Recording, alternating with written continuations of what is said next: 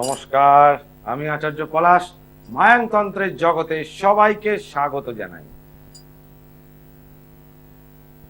আজকে শনিবার রাত্রি 9টায় সৃষ্টি টিভির পর্দায় সরাসরি আপনাদের জন্য লাইভ অনুষ্ঠান নিয়ে চলে এসেছি। আজকে আমি 3টি রাশি সম্বন্ধে রাশিফল বলবো। আসন্ন দিনে আমাকে পেয়ে যাবেন প্রতি অমাবস্যার ন্যায় চৈত্রী মাসের অমাবস্যা অর্থাৎ চৈতী অমাবস্যায় সোমবার যুক্ত দিনে 8ই এপ্রিল অর্থাৎ সোমবার যুক্ত 8ই এপ্রিল চৈতী অমাবস্যায় তারাপীঠ মহাশ্মশানে আমার মহাযজ্ঞ থাকবে। সোমবার দিন যুক্ত অমাবস্যায় মহামৃত্যুঞ্জয় এবং বাস্তুদোষ খণ্ডনের কাজের জন্য খুবই প্রশস্ত। তার সঙ্গে সঙ্গে যেহেতু চৈত্র মাস অশুভ মাস, সেই অশুভ মাসে যে কোনো রকম অশুভ দোষ কাটানো, যদি বাস্তু থেকেও ক্ষতি করে রাখে, ভৌতিক উপদ্রব হচ্ছে বা সমস্যা হচ্ছে, ঝগড়াঝাটি লাগছে সংসারে, তাহলে সেই বাস্তু দোষ কাটানো সম্ভব। শত্রুকে দমন করা সম্ভব। কাটান ছাটান অর্থাৎ স্বামী স্ত্রীর মধ্যে তৃতীয় কেউ প্রবেশ করেছে বা প্রেমিক প্রেমিকার মধ্যে তৃতীয় ব্যক্তি প্রবেশ করেছে, সেগুলোকে কাটান করা সম্ভব। আর এই অমাবস্যার আগে যে সমস্ত চেম্বারগুলোতে আমাকে পাবেন শুধুমাত্র একদিন, প্রতিটা চেম্বারে পাবেন শুধুমাত্র একদিন, 27শে মার্চ বুধবার দিন অর্থাৎ দোলের পরই পেয়ে যাবেন। 27শে মার্চ বুধবার দিন পেয়ে যাবেন কৃষ্ণনগর। সাধারণত আমি কৃষ্ণনগর মঙ্গলবার বসি, যেহেতু দোলের পরের দিন অনেক সময় হিন্দি মতে হোলি রয়েছে, যার জন্য বুধবার হয়েছে চেম্বারটি। তারপর আসে 1লা এপ্রিল আমাকে পেয়ে যাবেন গড়িয়াহাটে। 1লা এপ্রিল গড়িয়াহাট। 2রা এপ্রিল মঙ্গলবার পেয়ে যাবেন মেচেদাতে। বুধবার দিন 3রা এপ্রিল পেয়ে যাবেন ব্যারাকপুরে। বৃহস্পতিবার 4ঠা এপ্রিল পেয়ে যাবেন হাওড়া ময়দানে। আর 5ই এপ্রিল শুক্রবার পেয়ে যাবেন শেওড়াপুলি।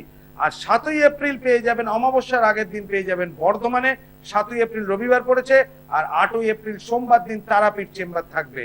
আর প্রতি শনি এবং রবিবার শ্যামবাজারে আমার চেম্বার থাকে। আজকে আসছি রাশিফল, যে 3টি রাশির রাশিফল বলবো, সেই রাশিগুলো হচ্ছে, প্রথমে আসছি কর্কট রাশি। কর্কট রাশির এপ্রিল 2024 কিরকম যাবে। সন্তান নিয়ে উদ্বেগ বাড়বে। লক্ষ্য স্থির থাকলে উচ্চ বিদ্যা হতে পারে। বিদেশ গমনে বিপদের আশঙ্কা আছে। শরীর স্বাস্থ্য ভালো থাকবে। পিতা মাতাকে নিয়ে সমস্যা থাকলে মিটে যাবে। সুতরাং কর্কট রাশির ক্ষেত্রে যে খুব ভালো মাস তা কিন্তু নয়, তবে ভালো খারাপ মিশিয়ে থাকবে।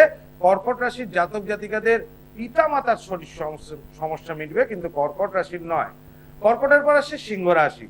সিংহ রাশির এপ্রিল 2024 জাতক জাতিকাদের কিরকম যাবে। শরীর স্বাস্থ্যের অবনতি ঘটবে, এমনকি দুর্ঘটনায় পড়তে পারেন। রাগ জেদ বৃদ্ধি পাবে। শত্রু বৃদ্ধি হওয়ার সম্ভাবনা। স্বামী বা স্ত্রী বিপদের আশঙ্কা আছে। দাম্পত্য কলহ বৃদ্ধি পাবে। নিজের ওপর আত্মবিশ্বাস কমবে। সুতরাং সিংহ রাশির ক্ষেত্রে কিন্তু এই মাসটা শুভকর নয়। সিংহ রাশির পর যে রাশিটা আসছে কন্যা রাশি। কন্যা রাশির এপ্রিল 2024 কিরকম যাবে। শরীর স্বাস্থ্যের অবনতি ঘটতে পারে। স্বামী বা স্ত্রীর রোগ বৃদ্ধি হওয়ার বা শত্রু বৃদ্ধি হওয়ার সম্ভাবনা। দাম্পত্য কলহ সৃষ্টি হবে। বিবাহ স্থির না করাই ভালো। নিজের ওপর আত্মবিশ্বাস কমতে পারে। এর মধ্যে হঠাৎ প্রাপ্তি হতে পারে। এই একটা ভালো আছে, বাকি সব খারাপ। তাহলে বলা যাচ্ছে কর্কট, সিংহ এবং কন্যা, এই যে 3টি রাশি আজকে বললাম, আগের দিনে এপিসোডে অলরেডি 3টি রাশি বলা হয়ে গেছে, আজকে 3টি রাশি বললাম, বাকি এপিসোডগুলো আমি আরো 6টি রাশি বলবো। তো এই 3টে রাশির কিন্তু রাশিফলে খুব একটা ভালো যোগ নেই, এবং এপ্রিল মাসের সমস্যা কিন্তু মার্চের শেষের দিক অর্থাৎ এই মাসেই একদম পেয়ে যাবেন। এই মাস থেকেই সমস্যা তৈরি হবে। সমস্যা যত বড়ই হোক না কেন, সেই সমস্যার সমাধান করার দায়িত্ব আমার। জ্যোতিষটা আমার পেশা, আমার প্রফেশন, আর তন্ত্রটা আমার কাছে সাধনা। সেই জন্য মানুষের সমস্যা আমি সমাধান করি। যা সমস্যা যাই হোক না কেন, সমাধান আগে করি, অতি অবশ্যই, তারপরই মূল্য নিই। সমস্যার সমাধানের পরই মূল্য নেওয়া হয়, তার আগে নয়। জয় মা তারা। নমস্কার। নমস্কার, বলুন কে বলছেন, কোথা থেকে বলছেন? আমি শিলিগুড়ি থেকে বলছিলাম। নিজের বিষয়ে জানতে চাইতো আপনার কাছে। কি নাম? রাজু দাস। রাজু দাস, বলো জন্ম তারিখ বলো। 26শে জানুয়ারি 1995। 26শে জানুয়ারি 1995। টাইম বলো। ভোর 5:30। জন্মস্থান কোথায়? শিলিগুড়ি? না, বালুরঘাট, গঙ্গারাম। প্রশ্ন কি কেরিয়ার? হ্যাঁ দাদা। প্রশ্ন কি ইনকাম, কেরিয়ার? হ্যাঁ দাদা, কেরিয়ার নিয়ে প্রশ্ন। তুমি এখন শিলিগুড়ি থেকে বলছো আর আমি কলকাতা স্টুডিওতে বসে আছি, তোমার প্রশ্ন আমি জানলাম কি করে? হ্যাঁ, না না দাদা, আমি আপনার প্রোগ্রাম দেখি ইউটিউবে। দেখো, ইউটিউবে দেখো। আজকে কি টিভিতে প্রথম দেখছো? হ্যালো হ্যালো হ্যালো, লাইনটা কোনো কারণে ডিসকানেক্ট হয়ে গেল, নেটওয়ার্কের সমস্যা আসতে পারে, তার জন্য লাইনটা ডিসকানেক্ট হয়ে গেল। দেখুন দর্শক বন্ধু, প্রত্যেকটা মানুষ সমস্যায় যুক্ত রয়েছে। একজনও বলবেন না সমস্যা নেই, কারোর কাছে টাকা আছে, তার কাছে রোগ ব্যাধি আছে, আবার কারোর কাছে রোগ ব্যাধি নেই, টাকাও নেই, ফলে তার কাছে সমস্যা অর্থের, আরেকজনের শরীরে। কেউ যদি আদিবাসী তন্ত্র দ্বারা ক্ষতি করে, কেউ যদি কালা জাদু দ্বারা ক্ষতি করে, কেউ যদি পিশাচ তন্ত্র দ্বারা ক্ষতি করে, কেউ যদি মুসলিম তন্ত্র দ্বারা ক্ষতি করে, কেউ যদি জিন চালনা করে ক্ষতি করে, তাবিজ 26 জিন, এই 26 জিন যেটা রয়েছে কিভাবে পাঠানো হয় তাকে, এই বান মারাকে একটা টেকনোলজি আছে। কাউকে বান মারতে গেলে, শত্রুকে যদি বান মারতে হয়, তার সমস্ত জিনিসে একটা নিজস্ব টেকনোলজি আছে। যেমন টিভির টেলিকাস্টের টেকনোলজি আছে, ইউটিউব মানে অর্থাৎ মোবাইল টেলিকাস্টের আবার টেকনোলজি আরেক রকম, সেরকম এই আপনার তন্ত্রেরও একরকম টেকনোলজি আছে। প্রত্যেকটা জিনিসের ভাগ আলাদা হয়। বিদ্বেষণ বা সম্পর্কের উচ্চাটন আলাদা ক্রিয়া, দুটোই আলাদা করা হচ্ছে। সম্পর্কের উচ্চাটন মানে দুজনের মধ্যে সম্পর্কটাকে তুলেই দেওয়া হলো, আর বিদ্বেষণ মানে তাদের মধ্যে বিদ্বেষ ঘটানো হলো, সেখানে সম্পর্কের উচ্চাটন হবে না, সম্পর্ক খারাপ হয়ে যাবে। যেমন ধরুন পিতামাতার সাথে সন্তানের সম্পর্ক, কোনোদিন সম্পর্কের উচ্চাটন করা যায় না। স্বামী স্ত্রীর মধ্যে করা যায়, কিন্তু পিতামাতার মধ্যে মানে পিতামাতার সঙ্গে সন্তানের সম্পর্কের উচ্চাটন হয় না। এটা দেবাদিদেব মহাদেবও করতে পারবেন না, এটা ঈশ্বর সৃষ্ট প্রদত্ত স্বয়ং ব্রহ্মা দ্বারা, কারণ সৃষ্টিকর্তা ব্রহ্মদেব। তো এইখান থেকে বিদ্বেষণ করতে হবে, সম্পর্কের উচ্চাটন কোনোদিনই হবে না। তো সেক্ষেত্রে বিদ্বেষণ আর সম্পর্কের উচ্চাটনের ভাগটা জানতে হবে, যে ক্রিয়ার ভাগ কোনটা, কোন মন্ত্রে বগলা দেবীকে প্রয়োগ করতে হবে আর কোন মন্ত্রে রক্ত চামুন্ডা দেবীকে প্রয়োগ করতে হবে। এই যে দশমহাবিদ্যার দেবী, এই দশমহাবিদ্যার দেবী আমার আয়ত্ত করা রয়েছে, যার জন্য না বলে কিছু হয় না আমার কাছে।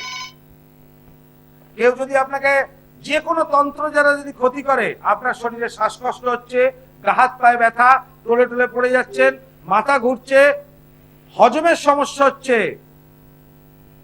শরীর স্বাস্থ্য সমস্যা, পটির সমস্যা হচ্ছে, আপনি বুঝতে পারছেন কেউ ক্ষতি করছে, 100% মায়াংতন্ত্র দ্বারা যদি ক্রিয়া করা যায়, আচার্য পলাশের এই মেটাল ট্যাবলেট খেতে হয় না, পড়তে হয়, 100% সমস্যা মুক্ত হবেন।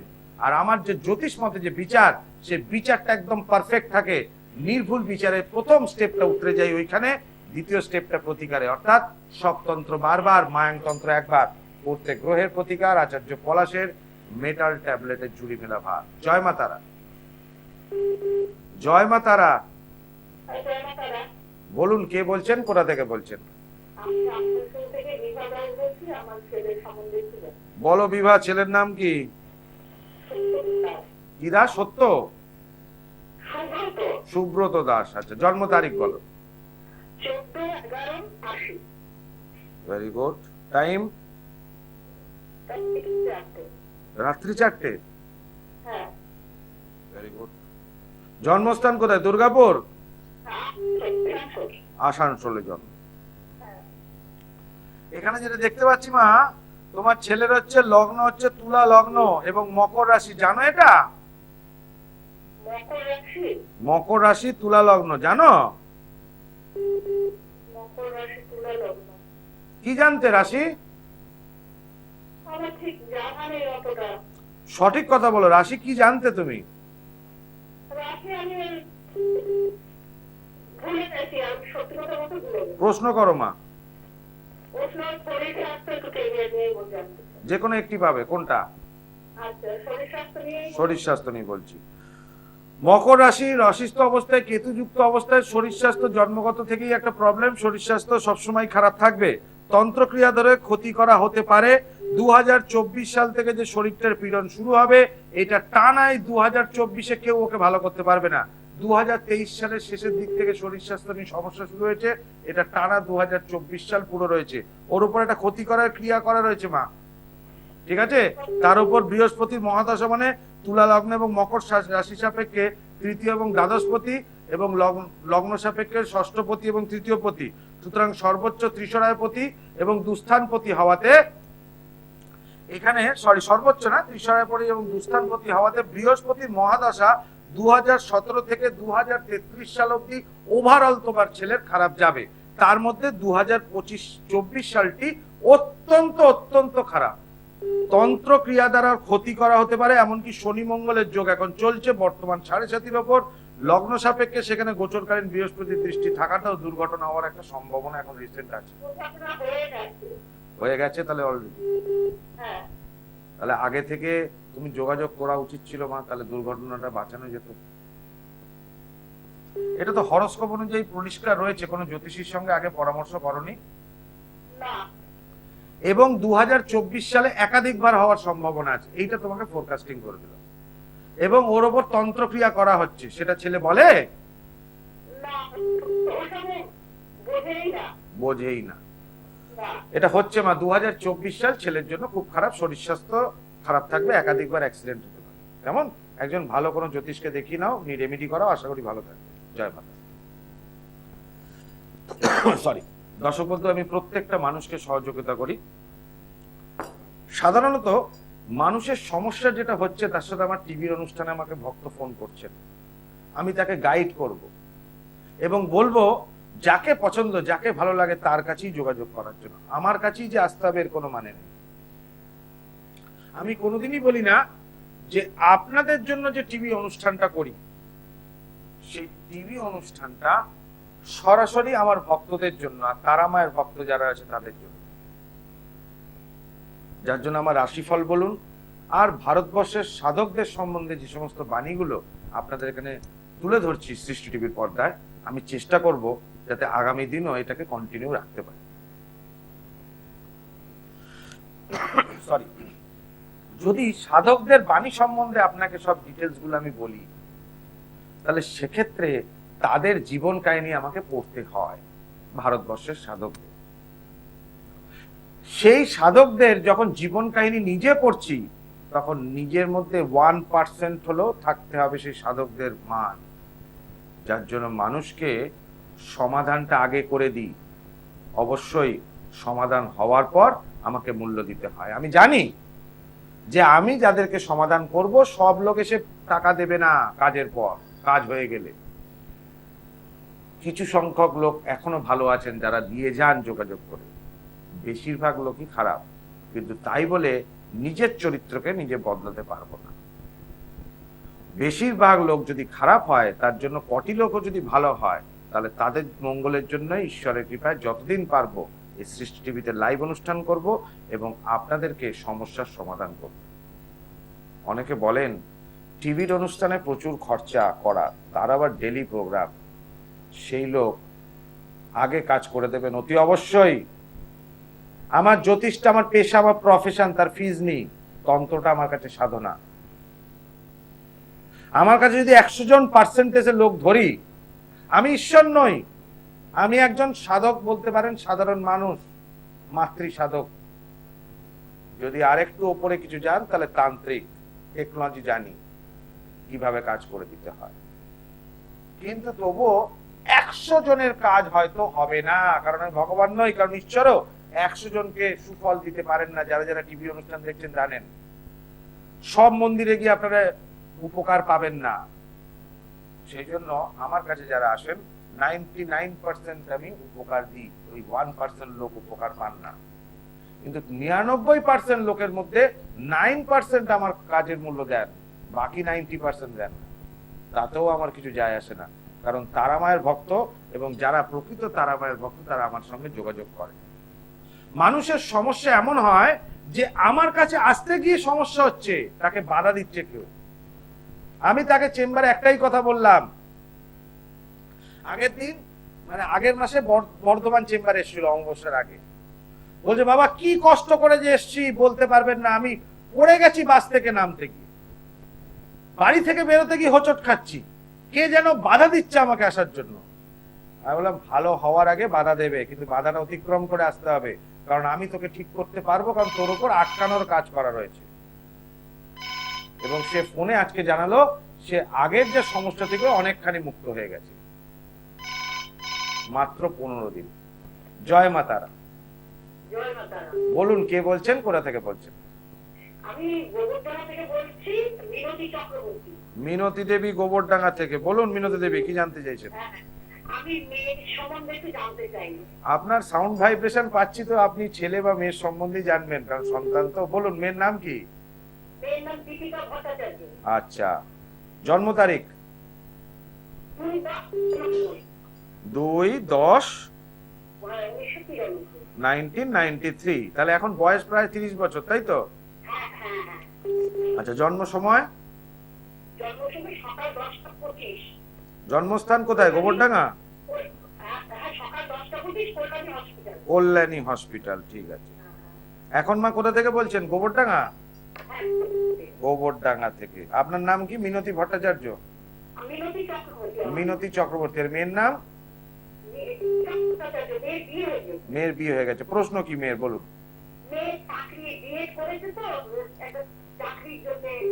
চাকরির জন্য বিএড করেছে মেয়ে, ঠিক আছে।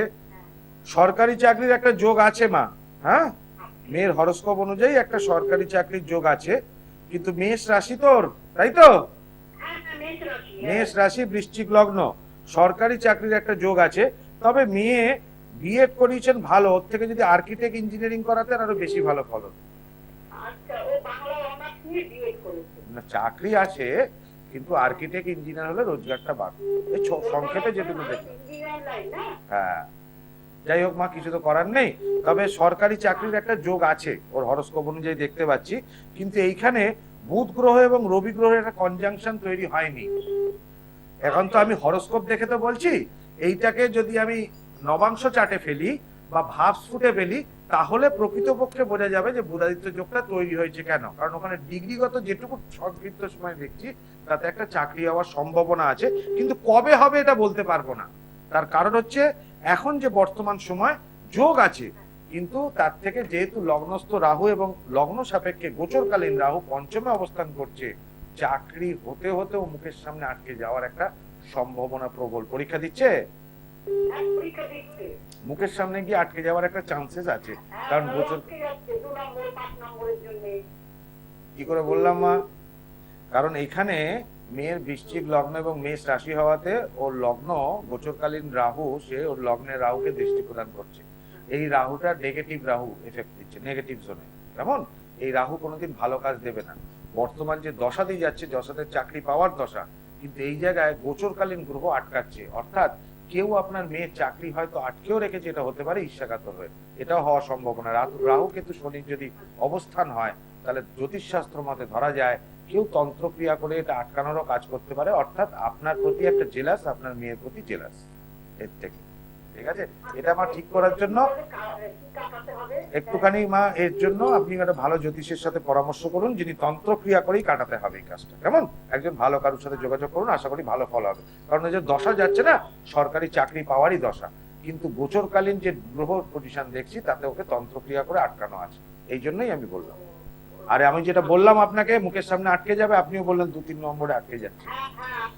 যদি মনে করেন মেয়ের চাকরির দরকার আছে, আপনি ভালো কারোর সাথে একবার যোগাযোগ করে নিন। কেমন? আমি বলছি না আমার কাছে আসতে, আমি কাউকেই বলি না। আমি বলি আপনার যাকে পছন্দ তার সঙ্গে যোগাযোগ করবেন।